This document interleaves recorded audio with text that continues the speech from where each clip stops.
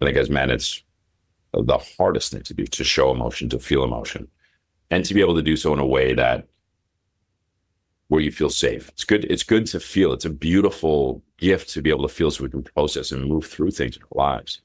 It is the scariest thing to do in the freaking world, though. To sit in your emotions. I'm terrified to sit in my emotions. I do it every day.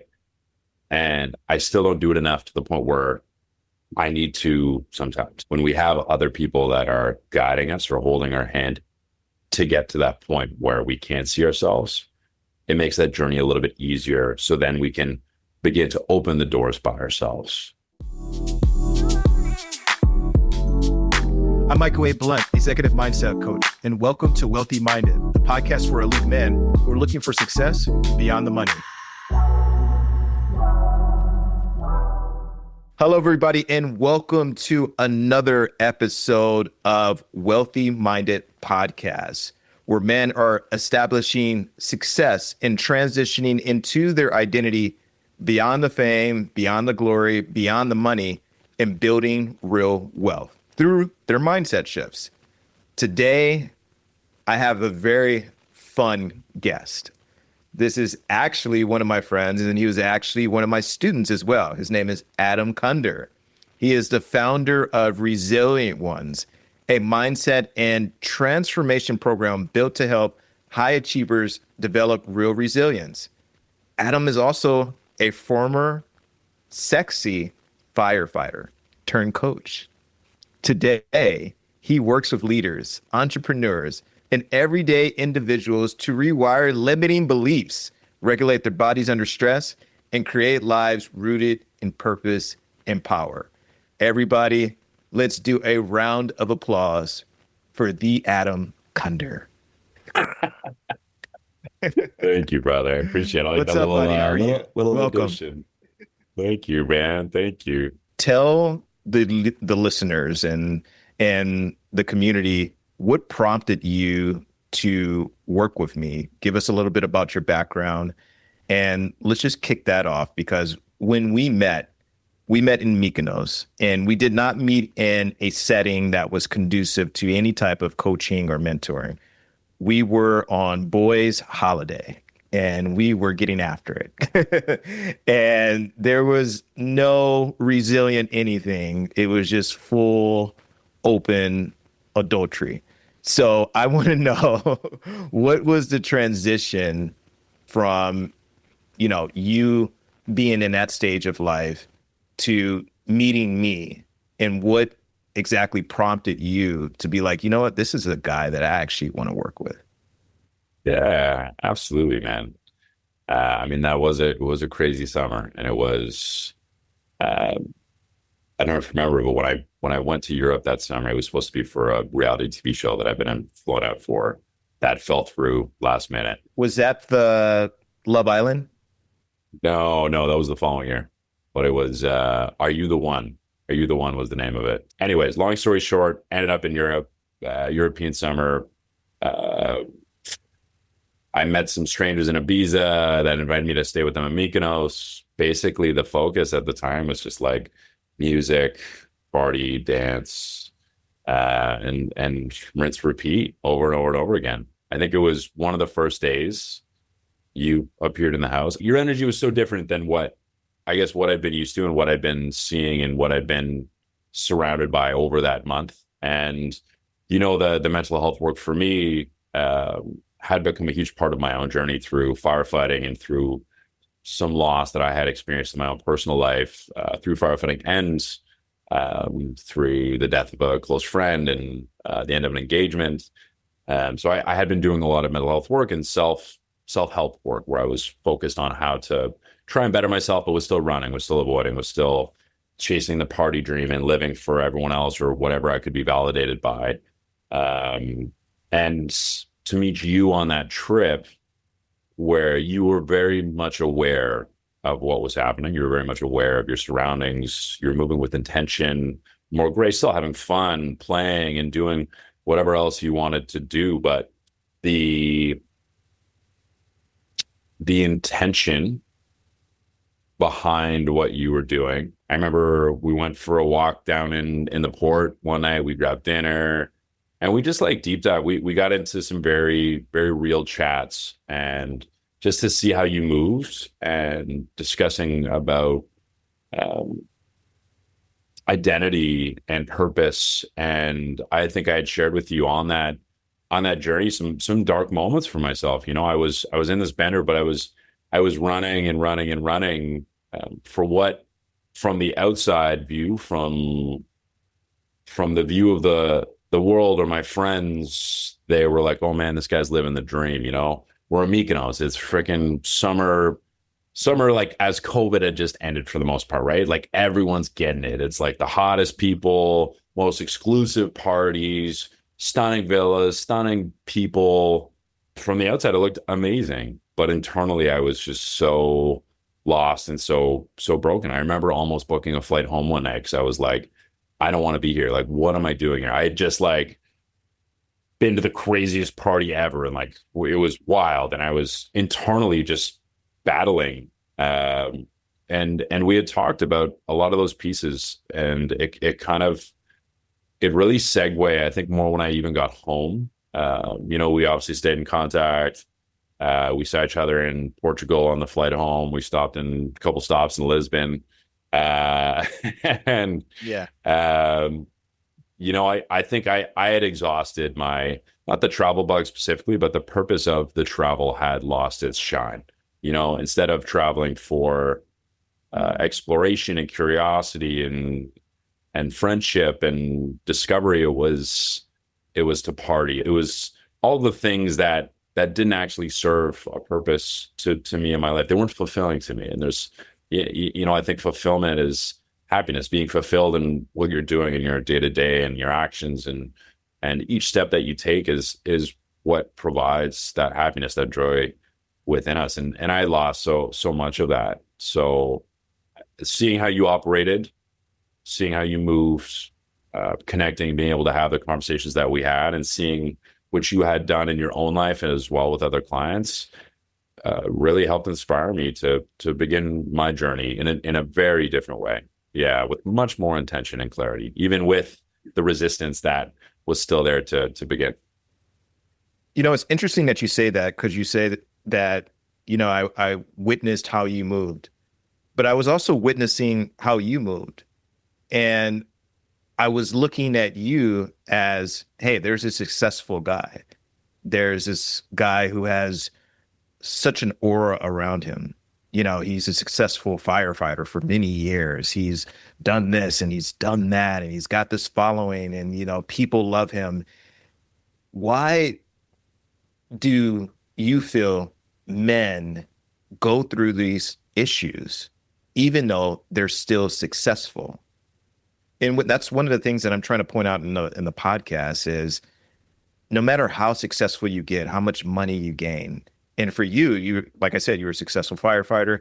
You even bought property around the world in Tulum. You had a crazy apartment in Canada. You were traveling everywhere around the world. You were basically living the dream. So what was the gap between that financial success and where you landed when I saw you in Mykonos?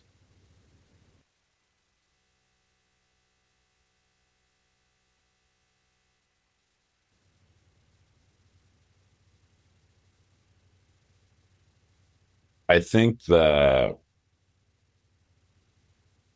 gap, which has been something that I've been reflecting on pretty intensely. I mean, for the past 3 years since we started working together, but uh, more intensely, even over the last few days. I'm writing a chapter in a book about forgiveness right now, actually, which will be published in the fall, which I'm really excited about. A new venture, and it's allowed me a lot of clarity to dive into why you should forgive and what forgiveness does for you. But it allowed me to also reflect on my childhood and my life. And even with firefighting, the constant yearning, or everything I did, firefighting, traveling, the partying, uh, is the yearning to be seen, the yearning to be enough, the yearning to be worthy, the yearning and the wanting of respect, and validation. And I think as men, to be validated by your brothers, to be seen by your brothers as the cool guy, the alpha, the one who's living the dream, um, is what we think, or at least what we're taught, depending on our social or family or societal surroundings as we grow up. Um, that becomes a foundation for us on how we choose to move through the world. If we get the house, if we get the job, if we get the girl, if we travel the world, it'll all be good. We'll make it work. And they'll finally see us. We'll finally be enough. The issue is it has nothing to do with the external. It's all internal. So everything that we work through in our lives will never be enough until you are enough for yourself, until you decide and you approach that little boy inside or that little girl inside, or that version of you that maybe you've been blanketing over or suppressing for years and years and years with the party or the next job or that next paycheck, or that next city you go to try and prove that you are enough. And it takes work. It just takes work to really adjust. Awareness is the first piece, first coming to that understanding that it isn't the next thing that's going to make you feel better. Your insecurities that you have in your life, they're not going to go away because you get that next job or you get that next raise. Maybe it'll boost for a little bit, but then you'll come back to baseline and you'll keep running that. It's not the next city that you move to. It's not the next relationship.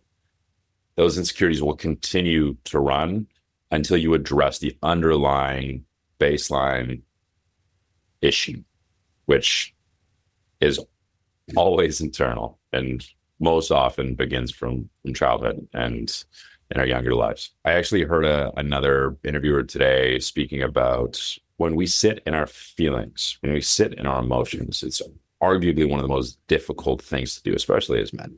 I think as men, it's the hardest thing to do, to show emotion, to feel emotion, and to be able to do so in a way that where you feel safe. It's good. It's good to feel. It's a beautiful gift to be able to feel so we can process and move through things in our lives. It is the scariest thing to do in the freaking world, though. To sit in your emotions. I'm terrified to sit in my emotions. I do it every day. And I still don't do it enough to the point where I need to sometimes, I'm going to teach a class later tonight, and there'll be an inner child visualization in it with 60 people. And I'll probably have almost all 60 people crying, and I'll probably be crying. But I don't sit in the feeling long enough. And as men, to provide ourselves the space, or provide each other the space to feel in the way we need to move through emotions while just being seen in that space. I think that's a little side tangent, but with men's work, a lot of gifts are surrounding it. It's being seen by other men. The number one way that will solve that entire issue is to see yourself and start with yourself. But again, it is the most difficult aspect to be able to do. So when we have other people that are guiding us or holding our hand to get to that point where we can't see ourselves, it makes that journey a little bit easier. So then we can begin to open the doors by ourselves and get to that center, peeling back that onion. So Adam, what would you say was the turning point for you? Going from running away, which was the numbing, through the partying, through sexual experiences, through all these different things. And then the coming back, which was the external markers of validation. Hey, I'm successful in this. Look how famous I am here. Look at, I'm such an amazing influencer. Women love me, men love me. Look at me, look at me. what would you say that is specifically for you? And what was that Yeah. turning point where you Yeah. realized this isn't this back and forth is kind of chaotic and I need to do something different? Yeah, for sure, man. The turning point. I mean, honestly, a big one was working with you. That was kind of the start of that journey. That cracked open a lot of doors for me and my own internal belief systems, and I mean, led me to taking my first life coaching course after I worked with you, where I could begin to help other people. When I had started working with my therapist, maybe 3 or 4 years prior, after a terrible accident with a friend of mine who passed, that began a big journey of mental health and like writing and journaling. That was another big chapter. But in becoming the person that you want to be in your life, the one who lives with intention, with purpose, with direction, and in alignment with your center, in alignment with your values and how you want to be, not even how you want to be seen, but how you want the world around you to move, right? I think we attract what we put out. And when we stand firm in our boundaries, when we stand firm in our values, the pieces of the world that surround us, at least the ones that we can control, um, reflect back what we're putting out, right? And so that turning point with you was massive. And then when I left firefighting, massive. Went off on PTSD. I left Windsor in the summer of 23, September of 23. I moved to Toronto from Windsor, Ontario. Went off on post-traumatic stress. In that summer, actually, there was a shift. I was on, that was the Love Island story that you touched on briefly. When I was supposed to go on the show, and there were some complications with the contract that they had offered where, they wouldn't take out some stuff in the contract that I needed. They wouldn't modify the thing. So I was like, well, this isn't going to work. But I had the time off. So I came to Toronto and I was still although I thought I was in that healing journey of, coaching, I was helping people, and I wasn't helping myself in a lot of ways. And a lot of what that did, it actually cracked open my own Pandora's box of demons. It was like, oh shit, like by helping other people and by operating with more awareness and empathy and connection, it made doing the job of firefighting more difficult. And it also made suppressing the demons and suppressing the shit I'd been pushing down for 25 years also much more difficult. And I broke, and I found a space in Toronto that I work at now, called Othership, where I teach these emotional modality classes. And it was a very healing part of my journey. I was on this 3-week bender when Love Island didn't work out, partied every night, full degeneracy, absolute animal, again, what looked like the dream. And midway through, I went on a date with somebody and they took me to Othership, the space. And it was like hot and cold sauna, ice baths. And I fell in love with it. I was like, what is this? This is amazing. Like everyone's hanging out and shooting the shit, and like it's sober, and like it's just like what? I was doing ice baths for like 8 years by that point, and sauna and firefighting, sweating out the toxins is incredibly important. So saunas were a big part of my life, and then they had classes. So I remember taking a class and focused on emotional modalities. So I was in this really dark, low, heavy place, finally coming to an understanding of like, I'm unwell and yet living in this dysregulated state within my body, this fight or flight or freeze or fawn consistently, where I was running, which I've been doing for a very long time. But in this state and trip in Toronto, 3 weeks of partying to avoid, just having drugs and alcohol in my system consistently, so I wouldn't have to think, so I wouldn't have to process. But then I would take these classes at this space, and I finally was able to cry for the first time in like a public setting or share about like how I was feeling in my body, not about the experiences at work, obviously, but at least how I was able to cry in a group of other individuals. And I was like, this is the most beautiful freaking thing I've ever done in my life. Like I felt safe and I felt heard and I felt seen. Um, and at the end of 3 weeks of literally partying every day, um, I I remember, yeah, I had called my union president, was like, I don't think I can go back, man. I'm scared. I'm scared to go back to Windsor. The whole city had this feeling and aura around it. Like I'd be in Windsor when I was on the job. And after I cracked kind of my own door open and cracked open my own armor to feel and see what was going on inside, things really started to show up. Like I started to have panic attacks at work a lot more often. I'd be at home and I'd hear the sirens and I'd freak out. Like I was like, I'd hear a pager go off in a grocery store or a printer in a library and my heart would jump. And it sucked, and like certain calls, certain situations, certain areas in the city or houses or intersections or pieces of highway, everything was related to something for me. And I had reached a point where I was so dysregulated. I was scared. I was scared to go home and do the job again. And I called him and I was like, I can't do this anymore. I was like, I need to get out of here. But I didn't know that it had anything. I was like, I'm fine. I'm a man.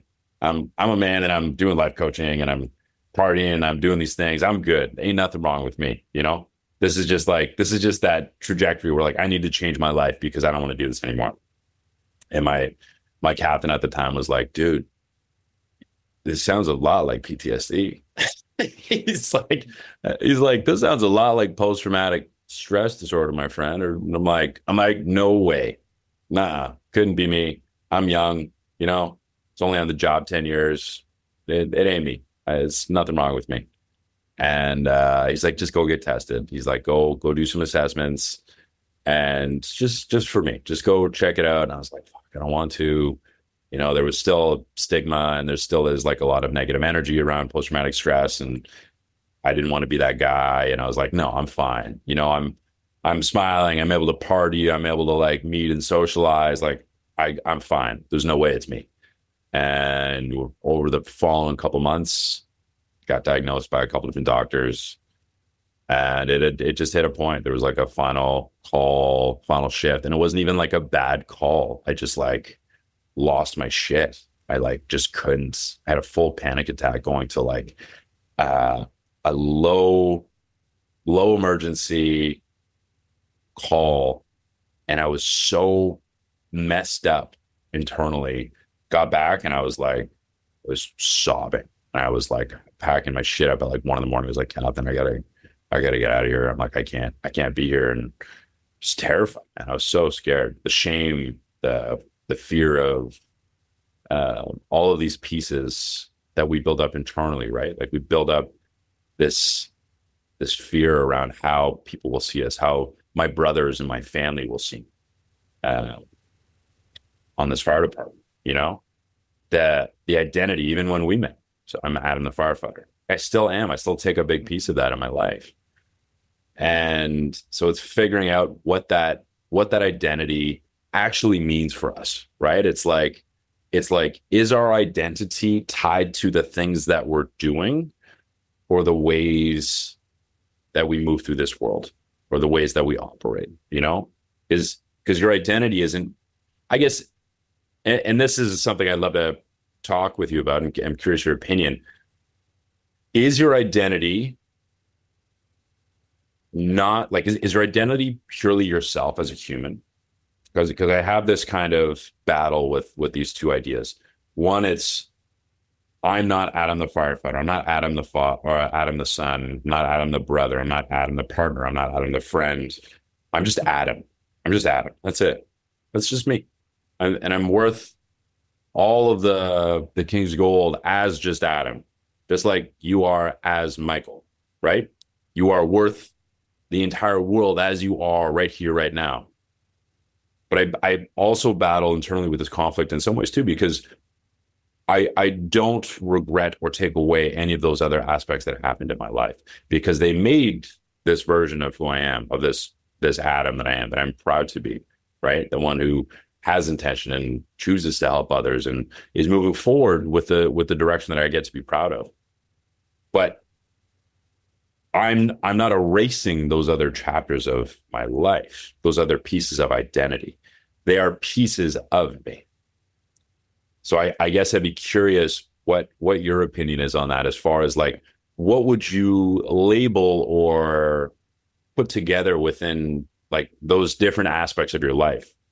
You know, would you still say, you know, you're Michael the father, Michael the coach, Michael the husband, Michael the whatever it is? Are those also aspects of you, or is it you're just Michael? I mean, it's a good question. And I think the way that I look at myself, and I actually asked myself this a couple of times, is, you know, who am I and what am I now since all of these different components make up the sum total of who I am? Mm, And where I've landed in this moment is that I am a mentor helping high performance men awaken to their true potential. And it's because I'm a father, and it's because I'm a husband, and it's because I'm a coach, and it's because I've had all of these different experiences that make me the perfect mentor for all of these different men. And so these characteristics and these experiences that I had, they make up the sum total of the advice, the solutions, and the direction that I can give to a lot of different people. And when we talk about, man, you know, a very traditional way of looking at it is men really thrive on creating value. That is the sole purpose of man. What value can I create for other people? Which isn't wrong, you know, protecting, providing, really pushing this forward. But it's when you think about it, that is wealth. How do I provide for other people? Or what is the value that I can provide for other people other than myself? But there's a difference between I have to provide because it's coming from a place of deficit and it's coming from a place of I am not enough. So I'm building my success off of quicksand and I'm trying to fill this hole that is never being filled. There's a difference between that and I'm providing value because this is who I am. This is what my purpose is. And this is what's giving me energy because my cup is runneth over. I have no choice but to give that to other people because I can't hold it all for myself. So one of the questions I have for you and, you know, just kind of thinking about this whole journey and thinking about actually going into Resilient Ones, which is the company that you've created, is how did you know that enough was enough? And let me reword this a little bit differently. There are a lot of men who are going to be listening to this. They might be in the same situation as you, but they don't know what action to take. They might be in a similar situation, but don't even realize that they hit their boiling point because a lot of men are so resilient to pain. A lot of men are so resilient to rejection. We learn to play the probability game. We learn to just numb ourselves. So at what point did you say, because you mentioned two different points of like, hey, there was meeting me and then you did the Love Island thing, that didn't work out. You went on another bender and then you had another awakening. You know, at what point did you say, fuck, man, this has to change? What exactly was that emotion that triggered that? And what exactly was the action that you took directly after that transitioned you into staying on the path that you are on right now and creating Resilient Ones? yeah. So I mean, I think both stories I shared with you of those turning points, like working with you and working, you know, the transition from when I went off from firefighting. I don't like to say like the main focus of my program now is so you don't have to hit rock bottom to make the changes. That is the number one priority. So when you say, speaking to the men out there that are living their lives, but maybe feel like something is reaching its boiling point or feel like something is beginning to overflow and not in a good way. That is the focus of my program, is to figure out what those reasons and aspects are. For me, it was rock bottom. I've hit rock, and we hit rock bottom many times in our lives. I feel the transitions for me were rock bottoms over and over and over and over again. We get better at being able to deal with it when we have the proper tools, depending on the situation in some senses, though. The understanding that change is the only way forward, or else you're not going to make it. That was a breaking point for me. We talk about like men's mental health and the aspect of like suicide amongst men. It's outrageous. It's like, what is it? 4-1 men to women. And it is about men not being able to be seen or feel, and it's easier to just cut it off and focus on that piece that I can control than it would be not to, right? So for a lot of those pieces, it was like, I'm not going to make it out. I'm not going to make it forward if I don't change, if something doesn't give. So it was either one or the other. So I hate to say rock bottom is one hell of a place to propel you forward. When your back's up against the wall and you got nowhere to go, it's like that idea of cornering a rat. You corner a rat, it's going to gnaw and claw its way out. Corner any animal, for the most part, unless it's been domesticated, it's going to gnaw and claw and bite its way out, right? And for me, that was very much the situation that I had. And I don't think I realized, when you say the aspect of like, when I realized and I was enough, like enough was enough between those situations. Or maybe I interpreted that statement, enough as enough, wrong. I think maybe you meant enough was enough as in I needed to change within those moments, not as in like, I'm enough. That came before and later. I meant as enough is enough, where you were prompted to change. And what exactly did you do? What was the technique? Or maybe at that time it wasn't a technique, but what exactly? And I'm really hammering down on this because I want to give these men that are listening right now a lifeline. Because a lot of them are confused and a lot of them don't know. A lot of the men who are listening only know how to put their heads down and make money and make a lot of it. Absolutely. But they don't know how to shift outside of that, when it comes to the mental health, when it comes to physical health, when it comes to spiritual health, and transition into this identity. So as we wrap up, I want to know from you, what are some of the techniques that have personally helped you make that dramatic change? And what is some of that change that you've used in some of those techniques to help some of your clients? Yeah, absolutely, man.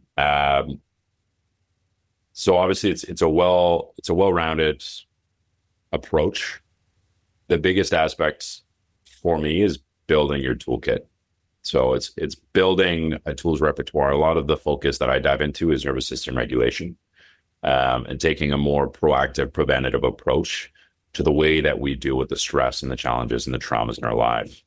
Now, this isn't as much as a reset, but more of a way forward, if that makes sense.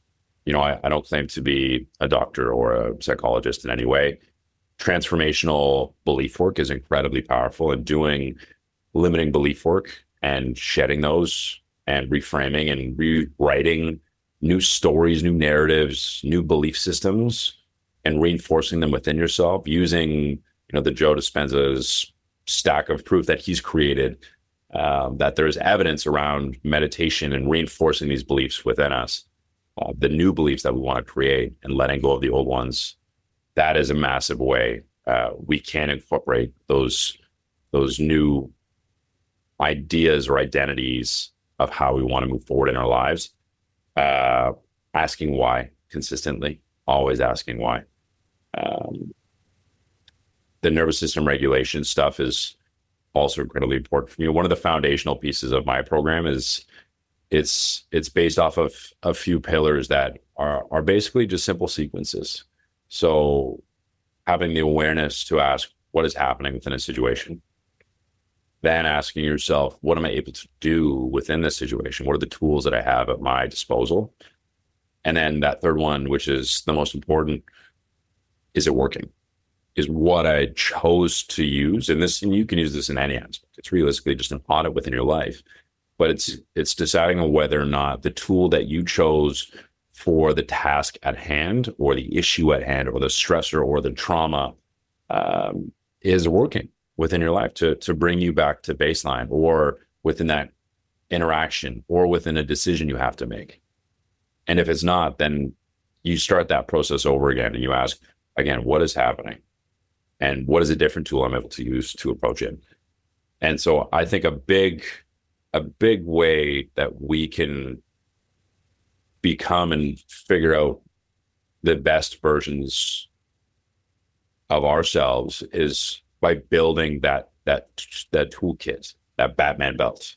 You know, Batman was a normal dude, just a regular guy, but he had this sick tool belt and suit where he would just like press a button and it'd be this like, I don't know, like 7 ninja stars would fly out or something. Whatever it is, he had a toolkit of endless things he could use. The same goes for us as men. The same goes for people in life, right? Like you need to be able to throw as many things at an issue, keep throwing shit at the wall until it sticks kind of concept, right? Like what tools do you have and how accessible are they? So another big aspect is breaking that barrier or the resistance to be able to use those tools. So once you have a list of tools, so even if it's dysregulation, say you find yourself in a panic, or maybe it's anger you're dealing with, or sadness, you can create a list of tools that allow you to come back to baseline, whether maybe it's breath work, maybe it's journaling, maybe it's a specific style of journaling, gratitude journaling, or your affirmations, or meditation, stretching, fitness, anything at all. Maybe it's calling a friend. You can create a list on your phone that is your tools, your toolkit, right? You create that list, and that way it's accessible for you based off of an emotion that you're feeling, or based off of an incident that you can easily access, that you can then go on to and be like, oh, snap, like I'm feeling this way in my body, in my mind right now. I know that I have these tools. Let me run through them and see if it brings me back. And I think that's a massive shift, at least for me in my life. I'm still very dysregulated from the PTSD and different things in my life, and I'm using tools all day long. But it's become a normal part of my life. I know what works and I know it doesn't. And then the transformational belief work that we incorporate is constantly asking why and trying those new techniques like I used with you, those I am statements and limiting belief work, and playing scenarios out, and even inner child work. You mentioned a lot of tools. You mentioned a lot of techniques, and you mentioned Batman and Superman and Spider-Man. For the men out there who are not there yet, who find a lot of those things confusing, who don't understand dysregulation of the nervous system, who don't understand I am statements, who are still a little weary and skeptical about belief work.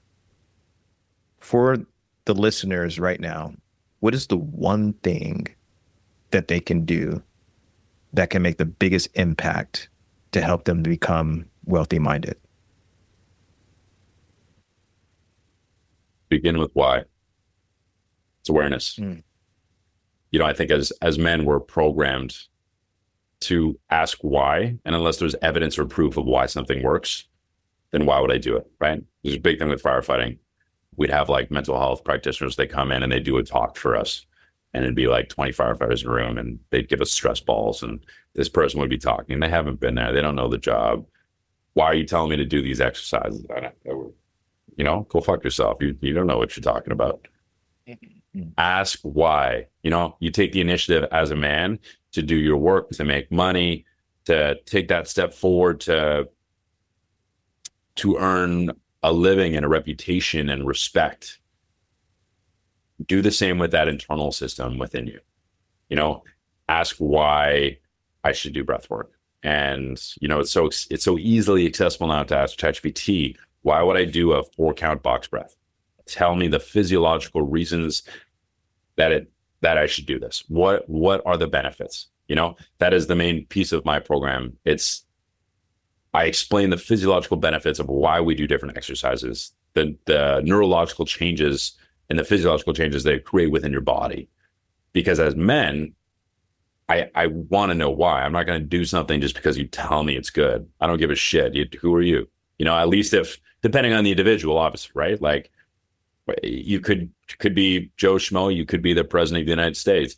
Unless you provide science and reasoning for me to do it, it makes it much more difficult as a man to do it because we're much more rational, logical thinkers.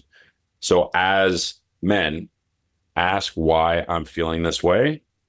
And then if you have a tool that you can use or someone shares something with you, ask why again in the logical, rational, scientific way to give yourself more reason to try the thing that may fix or help change or push you in a direction that you really want to go. That was such a powerful conclusion, because asking the question why could easily lead you down the path of discovering, why am I not enough? Could easily lead you down the path of discovering, why do I need to numb myself with sex, drugs, and alcohol? Could easily lead you down the path of asking the question, why do I want to create resilient ones? Why do I want to become more wealthy? Why do I want to become wealthy minded? Why does this work matter? Why do I want to take cold baths and hot baths and meditate? Why? And I think if we ask the question why more as men and sat with that emotion that you mentioned earlier in the podcast, we'll start to understand a little bit more about ourselves and what the motivating factors are of becoming wealthy minded. Adam, thank you. Appreciate you for coming on. Let the listeners know where we can find you. Yeah, thank you, brother. Appreciate you. All the love in the world, man. Thank you for having me. It's so good to see your face. First, big shout out to you, man. Honestly, thank you. You were a huge reason I began this journey. You helped me realign my focus and my journey in my life. So forever grateful for you, my friend. Thank you. Thank you. You can find more of me, Adam Kunder, on Instagram at Adam Kunder, or on Instagram at Resilient Ones. But it's rsnt.ones is the handle on Instagram. You can also find us on my website at resilientones.co. And yeah, we've got a variety of different events to be running throughout the city of Toronto. I facilitate at retreats as well as I do different public speaking events throughout North America. And yeah, there should be some more in-person retreats as well. And then small group coaching, one-on-one coaching through an 8-week program that was created that has an intensive 2-week onboarding protocol to get you locked in, optimized, and dial in for the work that you're going to be diving into to help change your life. So you can hit me up on any of those platforms. Yeah. Okay. And we'll also leave a link in the attachment in the podcast so that you can find it below.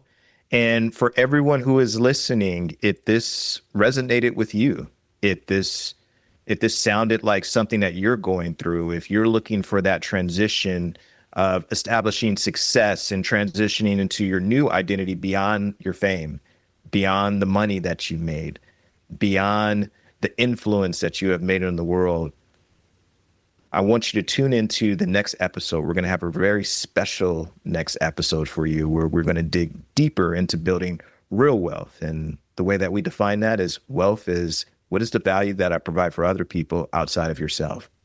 We're going to 10x your wealth, and we're going to help you to transition into being wealthy minded.